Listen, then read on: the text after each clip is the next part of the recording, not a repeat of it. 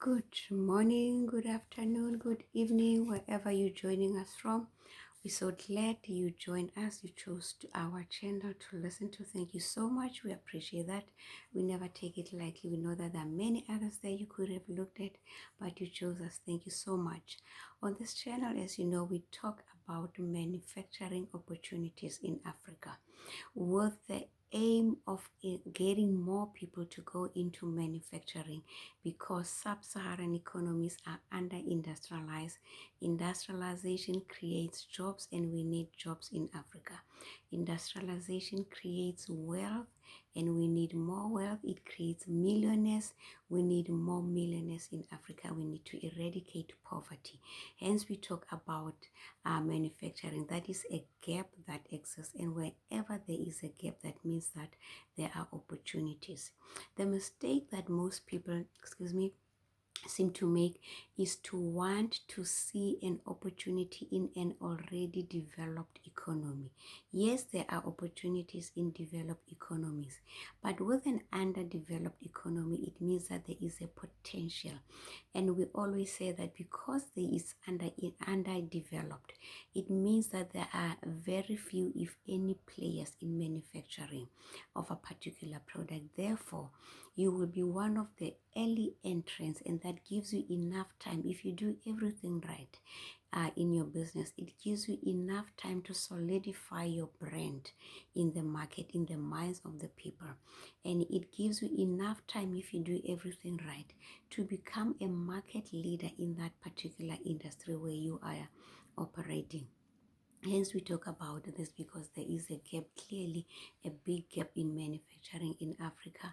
Today, we're talking about manufacturing opportunities in Kenya. You could be living in Kenya. These will be opportunities for you, or you could be living outside Kenya looking for opportunities in Kenya, in East Africa, or in Africa.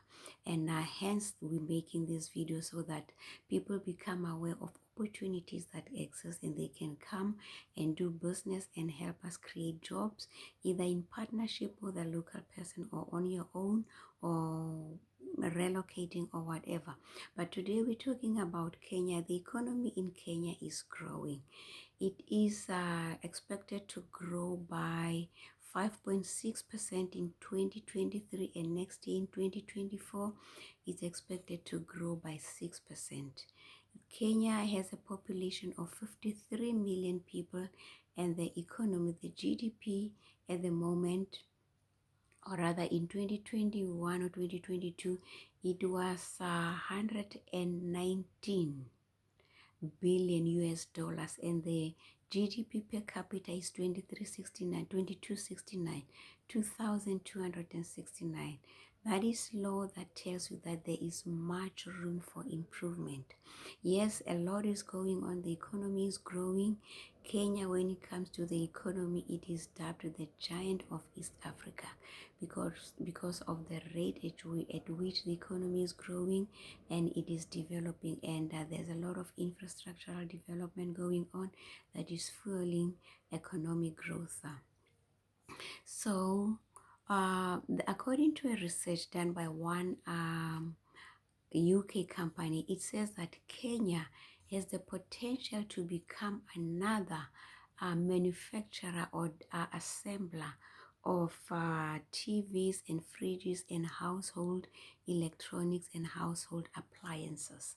They have that potential as the giant of East Africa, and they will be joining South Africa and Egypt as the manufacturer. And with the free trade in Africa, that will come in very handy for them because they can reach more people in Africa, because it will be just basically them.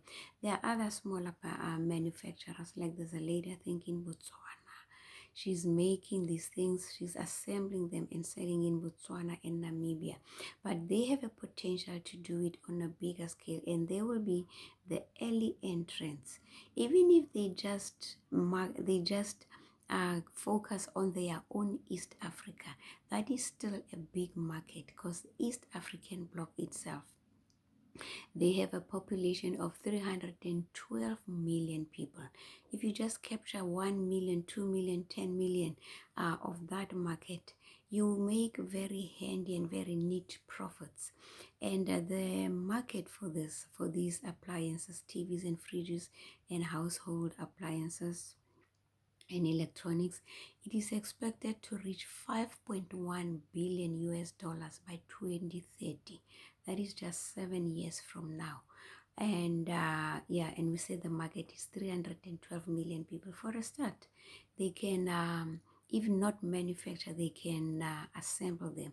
And the assembly of these things is said to be very simple, and they can capture a big slice of that. Start in Kenya and then move to East Africa and maybe other parts of Africa, and that will, with the free trade agreement, it will make things very easy. And most countries are now developing their infrastructure, at least the roads and the rail. They are focusing on that, so moving goods around, it will be very easy, and we hope also fairly cheap. And then there seems to be a growing consumption of pasta. So that means that there is an opportunity in making pasta and also opportunities in farming with wheat, because pasta is made from wheat. Well, it's mainly made from wheat, but you can make it from rice and other cereals, but the most common one is wheat, so that gives rise to farming with wheat and making pasta. And I say that when it comes to the food that we eat, the bulk of it we need to make it ourselves. A nation should never be fed by anyone, but we should be able to feed ourselves. So there is always, in every country, there is opportunities. There are opportunities in agro processing, processing our local farm produce into what we consume. Excuse me. Into what we consume locally. That would be maize made into ugali, because yeah, we call it pap, other people call it, I know in Kenya they call it ugali.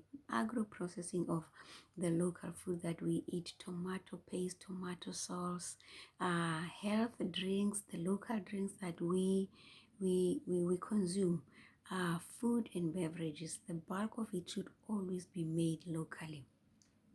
And then, of course, with increase in manufacturing, there's always the offshoot opportunities of packaging. And when we talk about packaging, obviously, it will be plastic and paper. And with that also, that gives rise to the recycling of these things, to preserve and to protect our earth. There's also growing demand or growing opportunities of recycling plastic and recycling paper, along with growing need for packaging. And then also automatically, with growing manufacturing, there comes also opportunities in storage. That will be warehouse, cold storage for fruit and vegetables and fish, and also drying facilities for food and vegetables and fish. And also that gives rise to logistics, transportation and logistics, because whatever you produce, you need to move to the market where people can see it and buy it. And so there's a growing need for transportation and short-term insurance while we are transporting our goods, to make sure that they are transported or they are insured while in transit. Excuse me. And then we said that, oh, we didn't say that, I forgot it. Kenya is in East Africa, in case you're not aware. I know most people are aware. To the northeast, it shares a border with Somalia. To the north, they share a border with I should have started with that. But to the north, they share a border with Ethiopia. To the northwest with South Sudan. To the west with Uganda, and also with Lake Victoria. To the south, they share a border with Tanzania, and to the east, it is the Indian Ocean and the port of Mombasa. The city of Mombasa with the port is also there on the east of the country. So where they share a border with Lake Victoria, that stretch of Lake Victoria, that place, there's always an opportunities to turn that. Of course, the people are fishing there, and with fishing, I would say let's fish. Let's not overfish. Let's fish responsibly. But then the people will be like, what else can we do not to overfish and not to deplete our resources? Of course, the not to overfish is to get people, some of the fishermen, into agro processing, some of the opportunity agro processing and other manufacturing opportunities that we're talking about, so that we do not have too many people in fishing and thus overfishing and depleting the stocks in the in our ocean, or rather in our lake. And also remembering that that lake is shared by a number of countries around it. And also that would be responsible for the environment. We need to be very environmentally friendly, environmentally responsible, and all that. But also along the lake, I'm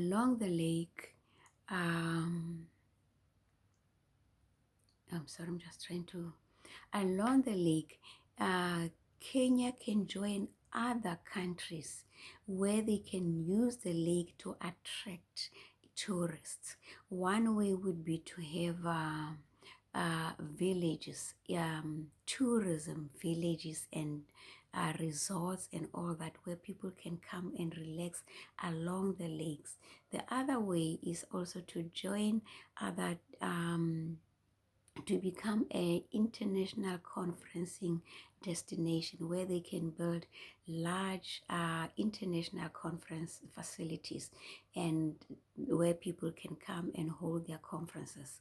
And that will call for things like international conference centers and hotels and B&Bs and apartments for rental along the lake. And that attracts international people, that attracts tourism, and it brings money into the country. It grows the GDP, and it increases.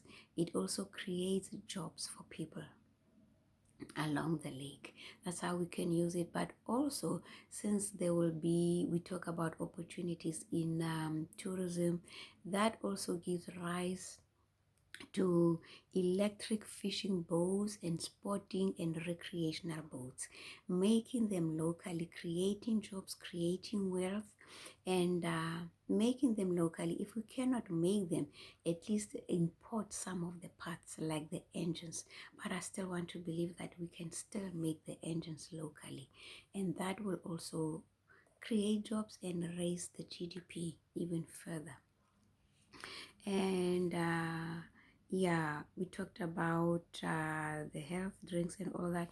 The other area where opportunities exist also, it is in textile, where they can make clothes for local, and with the free trade, we say they can also export some of them to other countries in Africa or even outside Africa. They could be local African print or other Western like print. And then also there is a growing middle class in Africa, including in Kenya, as can be expected, being the giant of East Africa when it comes to economic growth. It clearly means that they have a growing middle class, and with a growing middle class, then there's a need for construction. People want to build bigger houses, either extend or build a bigger house for their families.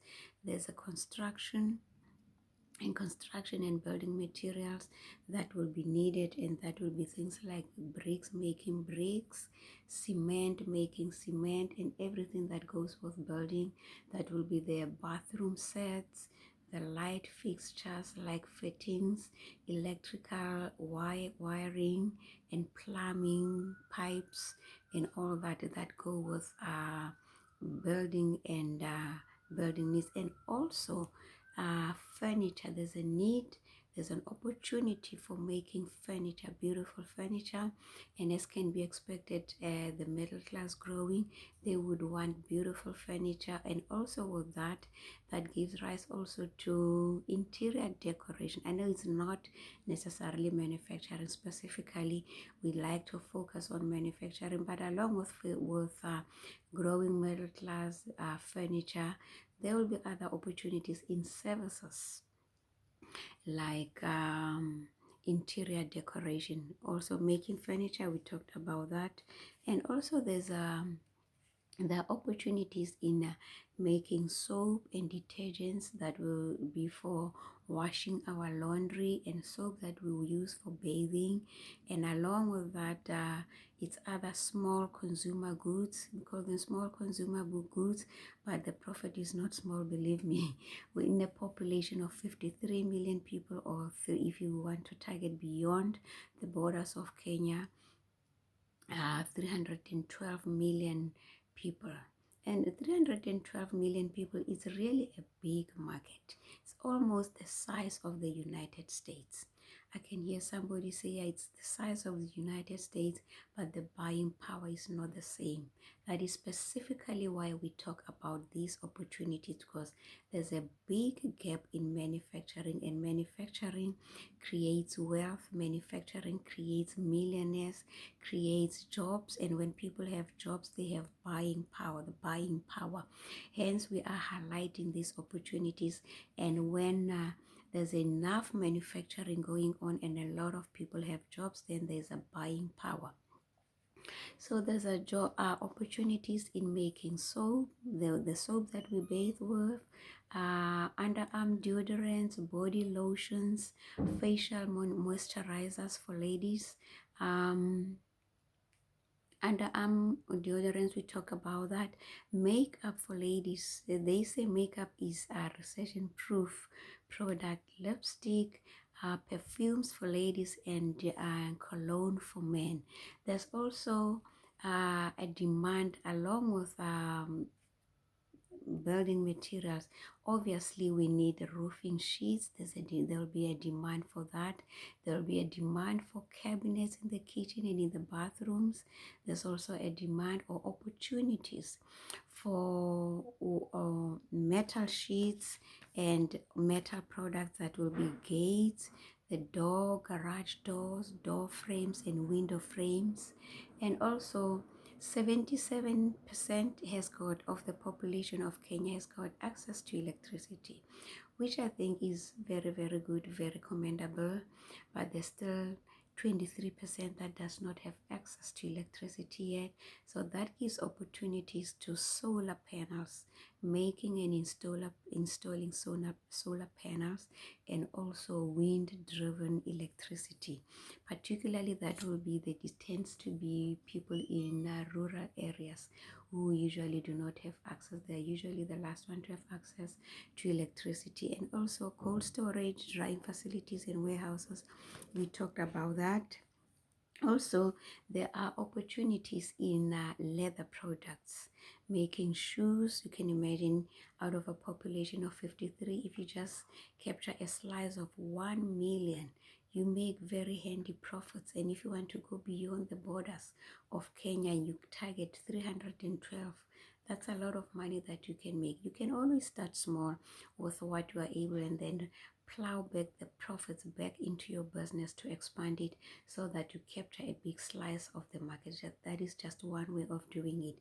But there are opportunities in leather products. That would be shoes and bags for ladies. One of those ladies that love bags more than shoes. And the furniture, you can make furniture from leather, and belts for men, and coats, leather coats, you can make that. And there's also opportunities in printing. That will be books, writing books, magazines, newspapers, and diaries, especially if you can have very meaningful motivational messages on every page for every day of your diary. There's opportunities in that, and of course that calls for paper processing, making paper and carrying it up into smaller products. And of course that will also go with making toilet papers, and making, there's also opportunities in making disposable babies, disposable nappies. Also there's opportunities in agrochemicals and fertilizers. Though there are opportunities, I would say let us not glamorize what we know to have side effects. Though it will affect the fertilizer industry, but we know that using fertilizers for a long time, over time, it depletes the fertility and the quality of the soil. And also, though it makes the fruit and the vegetables bigger and all that, it tends also, those kind of foods, they also, the chemicals, they are in the food and they are consumed by humans, and they are not very friendly. They tend not to be very friendly to human cells and human immune system. So there's a growing research. I've read several articles on that, maybe not articles, so IG clips on this, that if you tie copper wire around a pole, and then you have like an antenna either facing upward or north, and you tie that, and then you put that on the, so that pole with copper wire around it, you put it in the soil, it fertilizes the soil, and you also tend to use less insecticides. And they say about, depending on how high your pole and the wire is, about 9 meters, a radius of 9 meters around that pole, it tends to fertilize the soil, and you use less fertilizers, apparently also not too much water, and definitely less insecticides. There's growing research around that, growing talk rather about that. That would be another way of doing it. So you make it easier, instead of each farmer buying copper and tying it around a pole. You do that already, and you sell these poles already with this thing already made up. That would be another opportunity. I know that it spells the beginning of the death of the fertilizer industry. But why use agrochemicals and fertilizers unless if they are natural, when we know that they have side effects? Unless if they are natural, like you use paper and grass and maybe avocado skin and all that, unless if they're natural. The agrochemicals, we know them that with time, they are not very friendly to the environment, not very friendly to human cells that end up using these things. And yeah, that is apparently what the research that we could come up with. We don't claim that this is exhaustive. There could be other opportunities, but this is what we could come up with. And obviously, having talked about fishing and cold storage and drying facilities, there's also, you can go beyond that, like canning it for local consumption and selling it abroad and all that. But good people, that is what we could come up with. We would like to see more people going into manufacturing, because manufacturing creates many millionaires, and it creates jobs, and it will be good for us in sub-Saharan Africa, because we need jobs and we need to eradicate poverty, and manufacturing is definitely one of the avenues that is going to help us to grow and to overcome some of the challenges that are facing us. So with that, my wonderful people, I'm signing out, and I say thank you and see you in the next video. Bye.